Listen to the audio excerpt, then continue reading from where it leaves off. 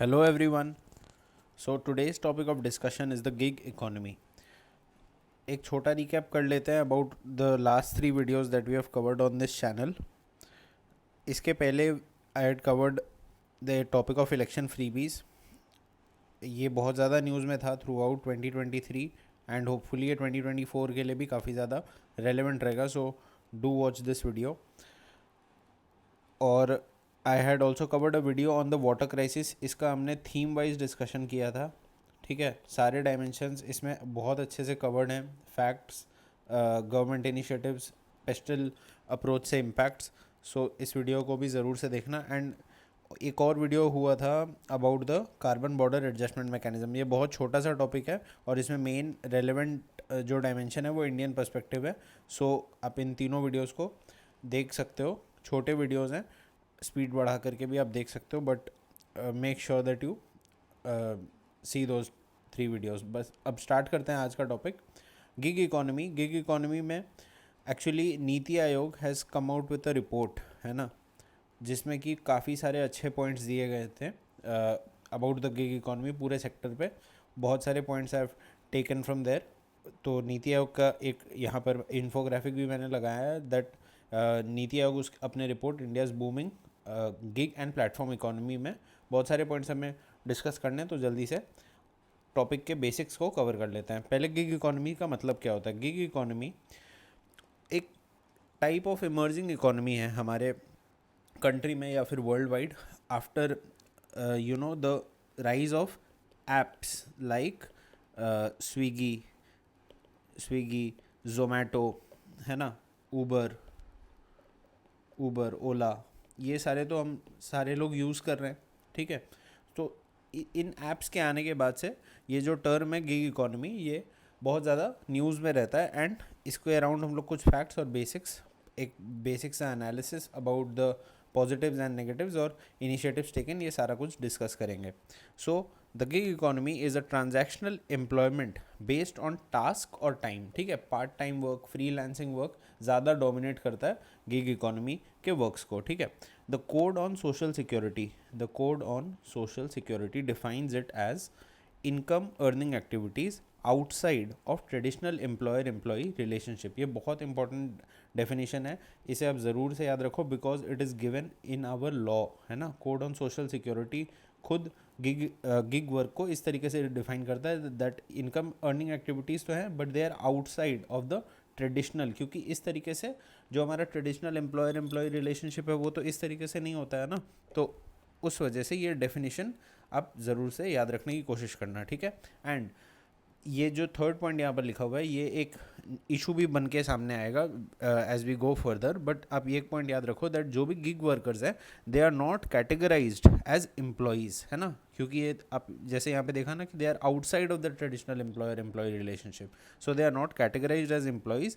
उन्हें independent contractor या फिर सेल्फ एम्प्लॉयड कहा जाता है. सो जो हमारे ऊबर ड्राइवर्स हैं वो they are not drivers of Uber पर से, दे आर इंडिपेंडेंट कॉन्ट्रैक्टर्स और सेल्फ एम्प्लॉयड. ठीक है, हम लोग आगे और भी डिस्कस करेंगे. This is actually a very important negative dimension of the whole gig economy. तो बेसिक्स तो हमारे कवर हो गए. आई वुड रिकमेंड कि आप ये डेफिनेशन, ये वाले जो सेकंड में यहाँ पर लिखा हुआ है सेकंड पॉइंट, उसे याद रखने की कोशिश करो बिकॉज ये लॉ में डायरेक्टली लिखा हुआ है. सो आप इसको कोट कर सकते हो एज अ डेफिनेशन. फैक्ट्स पे आ जाते हैं. फैक्ट्स एक्चुअली आप एक डेफिनेशन लिखो और एक फैक्ट लिख दो, योर इंट्रोडक्शन इज़ डन. ठीक है, तो फैक्ट्स में अकॉर्डिंग टू नीति आयोग, ये जो रिपोर्ट हम लोग आगे पढ़ेंगे उस रिपोर्ट में ये डेटा दिया हुआ था.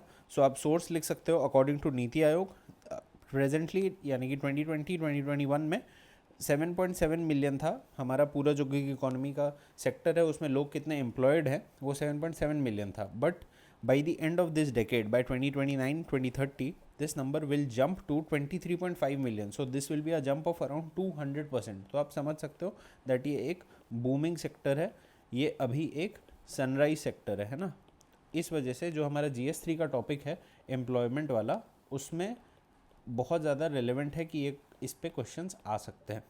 ठीक है, सो ये डेफिनेशन याद कर लो और ये फैक्ट याद कर लो, इससे आप अपने आंसर्स को इंट्रोड्यूस कर सकते हो. एंड ऑब्वियसली अगर क्वेश्चन आता है सो वो हमें ज़रूर पूछेंगे about the positives and the negatives.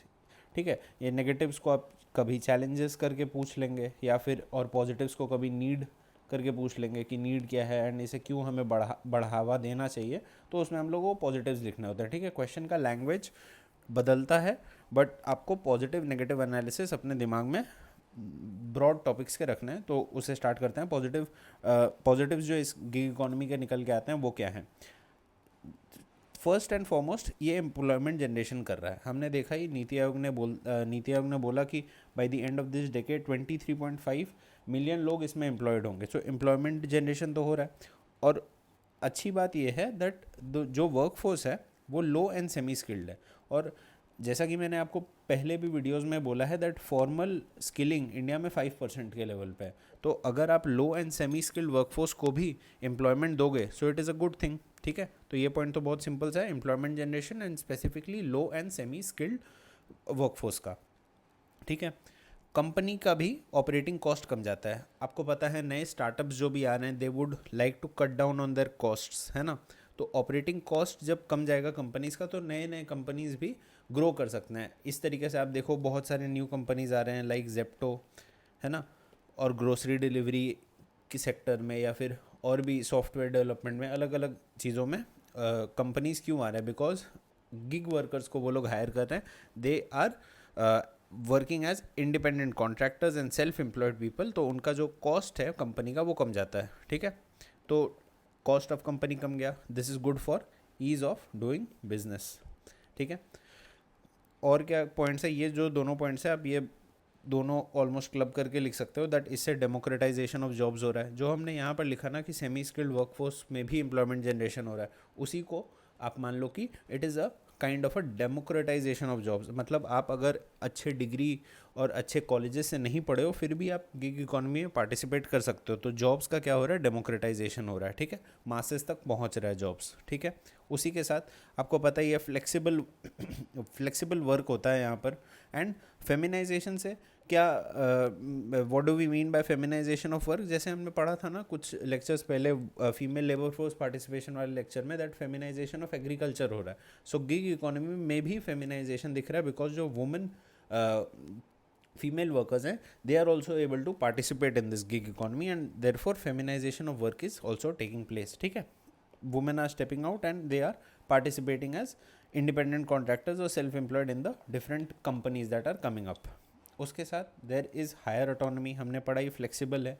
तो उसी चीज़ को आप इस तरीके से भी लिख सकते हो, ठीक है, कि ऑटोनॉमी है वर्कर्स को, उनका फिक्स्ड वर्किंग आवर्स नहीं है कि 9 to 5 प्रॉपर 9 to 5 जॉब नहीं है, वो अपने हिसाब से फ्रीलांसिंग कर सकते हैं, वर्क फ्रॉम होम कर सकते हैं, ठीक है। उसी चीज़ को हम लोग यहाँ पर भी लिख सकते हैं कि जो वर्क का नेचर चेंज हो रहा है स्पेशली पोस्ट कोविड, यहाँ पर आप देख सकते हो that moon lighting and work from home. Moon lighting का मतलब होता है कि आप एक कंपनी के लिए प्रॉपर वर्क करते हो 9 to 5, लेकिन उसके बाद आप एक छोटा काम अपने जो फ्री टाइम है उसमें भी करते हो, तो that is called as moonlighting. And moonlighting is definitely the future और the nature of work that is changing. वो धीरे धीरे मून लाइटिंग को लेकर के काफ़ी आर्टिकल्स भी आ रहे थे इसको लेकर के, और ये गिग इकोनॉमी से डायरेक्टली रिलेटेड है। तो वर्क फ्रॉम होम जैसे जैसे बढ़ेगा, मून लाइटिंग जैसे जैसे बढ़ेगा, गिग इकोनॉमी उस तरीके से और भी ज़्यादा बूस्टअप होगी एक तरीके से, और ज़्यादा जॉब्स क्रिएट होंगे in the gig economy. So positives क्या क्या है, employment generation specially of the low and semi skilled workforce, operating cost of company का कमना, flexibilization and feminization of work, democratization of jobs, having greater autonomy to workers, and it is also suited to the changing nature of work. Globalization के बाद से, कोविड-19 के बाद से, moon lighting and work from home, ये सारी चीज़ें अब बहुत ज़्यादा देखने को मिलती हैं। तो ये जो गिग इकोनॉमी है it is in line with moon lighting and work from home, ठीक है। अब बात कर लेते हैं कुछ नेगेटिव्स के, ठीक है। जो हमने यहाँ पढ़ा ना फ्लेक्सिबलाइजेशन, ये क्या एक्चुअली एग्जिस्ट करता है। आप देखोगे दैट ऊबर ड्राइवर्स या फिर जो आपके ग्रोसरी डिलीवरी एप्स हैं उसमें भी there is a strict cancellation provision. Drivers are not allowed to keep cancelling the riders, है ना। एंड जब ग्रोसरी डिलीवरी करना है वहाँ पर भी दे कैन नॉट कैंसिल, उन्हें एक स्पेसिफिक टाइम लिमिट में उस चीज़ को पहुँचाना है।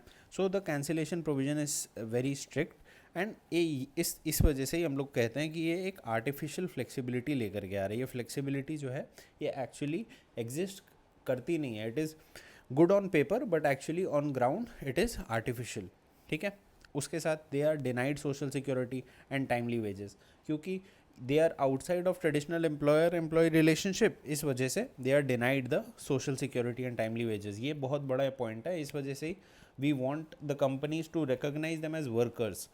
तो जब तक आप इसे इनफॉर्मल रखोगे और गिग इकोनॉमी का पार्ट बना के रखोगे लोगों को, आप सोशल सिक्योरिटी नहीं दोगे। और गवर्नमेंट ने इसके लिए स्टेप्स भी लिए हैं, which we will see in 2-3 minutes, है ना।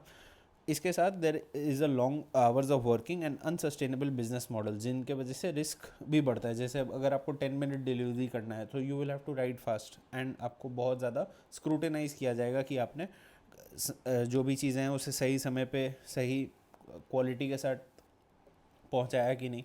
तो it becomes very unsustainable, and जो भी बर्डन है उसे जो एकदम लोअर हायरार्की में वर्कर्स है उन पे पास ऑन कर दिया जाता है, ठीक है। सो ये अनसस्टेनेबल हो जाता है कंपनी के लिए भी और जो वर्कर्स हैं उनके लिए भी।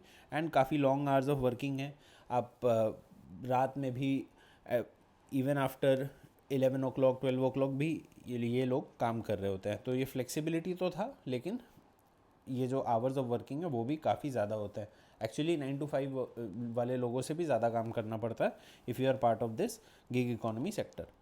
एंड ऑब्वियसली क्योंकि आप उस कंपनी के पेरोल पे हो ही नहीं, तो you can not organize with other workers, है ना। आप लोग सब इंडिपेंडेंट कॉन्ट्रैक्टर्स हो, सो बार्गेनिंग पावर कहाँ से आएगा? आप ट्रेड यूनियन थोड़ी बना पाओगे जब आप इस तरीके के काम में एम्प्लॉयड हो, ठीक है। तो बहुत 1-2 प्रोटेस्ट भी सामने आ रहे थे। एग्जाम्पल के तौर पे जैसे बैंगलोर में स्विगी कंपनी जो काफ़ी फेमस है, उसके वर्कर्स दे वर प्रोटेस्टिंग, ठीक है, क्योंकि वो लोग चाहते थे कि दे शुड हैव मोर से in their social security employment benefits, इस तरीके से। बट उनका ऑब्वियसली सुना नहीं गया because they have low bargaining power. तो आप ये याद रख सकते हो, एक बैंगलोर वाला एग्जाम्पल भी आप याद रख सकते हो। फिर जो हम लोगों ने स्टार्टिंग में पढ़ा, it is mis classification of workers. आप उन्हें इंडिपेंडेंट वर्कर्स कह रहे हो, आप उन्हें you are not treating them as employed people जो आपके पेरोल पे रहो, ठीक है। आप उन्हें इंडिपेंडेंट वर्कर के तरीके से घोषित कर दे रहे हो। You are giving them that artificial flexibility, and it is a sort of a mis classification. आपने उन्हें प्रॉपर एम्प्लॉयर एम्प्लॉय रिलेशनशिप में रखा ही नहीं, ठीक है। तो it is a kind of a mis classification. उसके साथ it is largely urban phenomena. ये रूरल इंडिया में आपको ये बहुत ज़्यादा नहीं दिखेगा। इवन टीयर 2-3 सिटीज़ में भी आपको इनका पेनिट्रेशन बहुत कम दिखेगा। तो वो जो अर्बन लोग हैं वही ये सारे ऐप्स को यूज़ कर रहे हैं, एंड जो मार्केट है वो it is the upper class और the upper middle class Indians, है ना। So it is largely a urban phenomena. तो ये भी हो गया, ये सारे नेगेटिव्स हैं कि इसका पेनिट्रेशन भी थोड़ा कम है। सो नेगेटिव्स में हमने आर्टिफिशियल फ्लेक्सिबिलिटी का पॉइंट देखा, denied social security and timely wages का पॉइंट देखा, इनके वर्किंग आवर्स ज़्यादा हैं, इनका बार्गेनिंग पावर कम है, एंड ऑब्वियसली एक मिस क्लासिफिकेशन का पॉइंट हमने देख लिया, लार्जली एन अर्बन फिनोमिना। ये तो हम सबको पता ही है, ठीक है। सो नेगेटिव्स हो गए और पॉजिटिव्स भी हमने कवर कर लिया। तो हम लोगों ने एक एनालिसिस कर लिया। यहाँ पर जो इन्फोग्राफिक आई पुट, आप इसे बस, इसमें बहुत ज़्यादा कुछ आपको याद रखने की ज़रूरत नहीं है। बस यहाँ पर एक डेटा दिया गया है, ट्रेंड वाइज आप देख सकते हो कि नीति आयोग अपने रिपोर्ट में ये बोलता है दैट जो सेक्टर्स हैं ना, उसमें रिटेल, ट्रेड एंड सेल्स और ट्रांसपोर्टेशन, ये 2 चीज़ें सबसे ज़्यादा एम्प्लॉयमेंट प्रोवाइड कर रहे हैं। और उसके साथ ही जो हमने यहाँ पर पढ़ा low and semi skilled workforce का एम्प्लॉयमेंट जनरेशन, वो आप इसके थ्रू देख सकते हो that 47% are in the medium skilled and 31% are in the low skilled. तो 78% हैं लो एंड मिडिल में, है ना। तो स्किलिंग लेवल कम भी है तो भी आप एम्प्लॉयमेंट ले सकते हो। तो 78%, ऑलमोस्ट 80%, है ना। सो ये तो हो गया कि रिटेल, ट्रेड एंड सेल्स में ज़्यादा लोग हैं, ट्रांसपोर्टेशन में ज़्यादा लोग हैं, और जनरली 80% के आसपास का नंबर आप याद रख सकते हो कि लो एंड सेमी स्किल्ड वर्कफोर्स ही इसमें पार्टिसिपेट कर रहा है। तो नीति आयोग के रिपोर्ट से हमने 1-2 और फैक्ट्स याद कर लिया। इनिशिएटिव्स टेकन में एक ग्लोबल एग्जाम्पल याद रखेंगे, एक स्टेट लेवल पे एग्जाम्पल याद रखेंगे, और एक नेशनल लेवल पे याद रखेंगे। So international, national and state, ठीक है। तो यहाँ पर तीनों लेवल पे एक एक एग्जाम्पल यहाँ पर है, हम लोग उसे याद रखते हैं। देखो, पहला एक पॉइंट जो आप इंटरनेशनली याद रख सकते हो ना, कि जो यूके, यूनाइटेड किंगडम का सुप्रीम कोर्ट है, उसने उबर कंपनी को ये डायरेक्शंस दिए थे that it must treat its drivers as workers. जो स्टार्टिंग में हमने पढ़ा ना, मिस क्लासिफिकेशन हो रहा है वर्कर्स का, एंड आप इन्हें इंडिपेंडेंट कॉन्ट्रैक्टर घोषित कर दे रहे हो और फिर उन्हें टाइमली सैलरी नहीं दे रहे हो, सोशल सिक्योरिटी बेनिफिट्स नहीं दे रहे हो, so you are not treating them well. तो उबर कंपनी को सुप्रीम कोर्ट यूनाइटेड किंगडम के इंटरनेशनल लेवल एग्जांपल है that UK supreme court had directed the Uber that it must treat its driver as workers. तो ये एक point आप international इसके लिए याद रख सकते हो। नेशनल लेवल पे हमने 4 लेबर कोड्स बनाए थे, तो उसमें ही under the code on social security हमने कुछ बेनिफिट्स प्रोवाइड करने की कोशिश किया, जैसे कि we have recognize them as a new occupational category. ठीक है, we have also made provisions for them in the social security fund, the national security board, and tried to give them disability cover and accident insurance। तो ये सारे benefits हम लोगों ने provide करने की कोशिश करेंगे by recognizing them as a new occupational category। तो ये हो गया नेशनल लेवल पर जो स्टेप्स हमने लिए हैं। ये जो राजस्थान गवर्नमेंट वाला है, इसे आप एक केस स्टडी के तरीके से भी अपने आंसर में लिख सकते हो, और आप एक स्टेट लेवल एग्जांपल के तौर पे भी लिख सकते हो दैट राजस्थान गवर्नमेंट ने एक बिल इंट्रोड्यूस किया है हाल ही में, the platform based gig workers registration and welfare bill. तो इसमें भी काफ़ी सारे अच्छे प्रोविजंस हैं जिससे कि जो भी गिग इकोनॉमी वर्कर्स हैं उन्हें बेनिफिट्स प्रोवाइड कराए जा सके। वेजेस हो गया, सोशल सिक्योरिटी हो गया, इंश्योरेंस कवर हो गया, इन तरीके की चीज़ों के लिए। ठीक है, तो ये तीनों example at all the 3 levels, international, national और स्टेट लेवल, इसे ज़रूर से याद रखना। This is the value addition point जो आपको याद रखना है। बाकी पॉजिटिव्स एंड नेगेटिव्स अगर आप 1-2 बार पढ़ लोगे so you will be able to remember. Mainly याद क्या रखना है, ये initiatives taken and the facts that are associated. ठीक है, अब एक छोटा सा जो हमने नीति आयोग के रिपोर्ट को ऊपर देखा, उसमें ही एक वे फॉरवर्ड के तरीके से ये सजेशंस दिए गए थे। तो एक RAISE framework has been suggested by the NITI Aayog. NITI Aayog यहाँ पर क्या बोलता है that we should recognize the varied nature of platform work to design equitable scheme. तो रिकॉग्नाइज करना है। Secondly, allow the augmentation of social security through innovative financing mechanisms. तो augmentation को अलाउ करना है। Thirdly, incorporate while designing schemes the specific interest of platforms factoring impact on job creation, platform business and workers. So incorporate them nicely. So RAI, then S से क्या है, support the workers to subscribe to government schemes and welfare programs through widespread awareness campaigns। तो awareness कराओ ताकि government schemes के वो लोग participate कर सकें, तो support करने की ज़रूरत है। and obviously lastly we should ensure the benefits are readily accessible। तो access का issue को भी resolve करना है। ठीक है, so ये रेस फ्रेमवर्क आप याद रख सकते हो, recognize, allow, incorporate, support and ensure।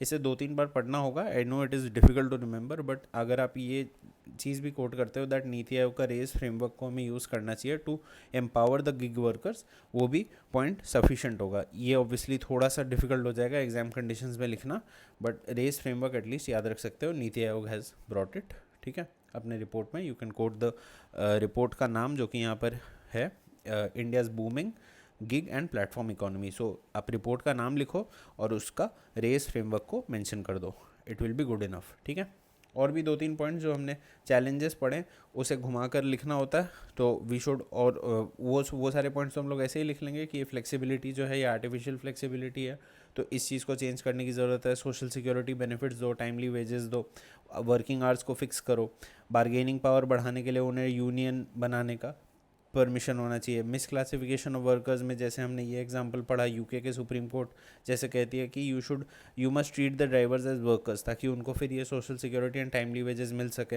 And ये अर्बन फिनोमेना है, तो जब इसका पेनिट्रेशन और भी Tier 2 Tier 3 cities and rural areas में हो तो वहाँ पर भी we should extend these benefits. ठीक है, तो नेगेटिव्स को किस तरीके से घुमा के वे फॉरवर्ड लिखा जाता है ये हमने सीख लिया।